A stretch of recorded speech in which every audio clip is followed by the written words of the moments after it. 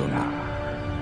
உட்காந்து வேலை வாங்குறவனுக்கும் தான் உயிரை பணைய வச்சு வேலை செய்யறவனுக்கும் வித்தியாசம் இருக்குன்னு டேவிட் பிளவை தப்பா இட போட்டு. உன் கூட நேருக்கு நேர் மோதி இருக்கலாம். அடுத்தவனை நம்புறது தப்பு. உன்கிட்ட மன்னிப்பு கேட்க மாட்டேன். சொடு மார். அவன் என்னை கொன்னுடுவேன்னு சொன்னா அதான். ஜெயிக்கிறதுக்கு 1000 எதிரிங்களை கொள்ளலாம், தப்பில்லை. ஆனா ஒரு துரோகி உயிரோடு விட்டா பெரிய தப்பு.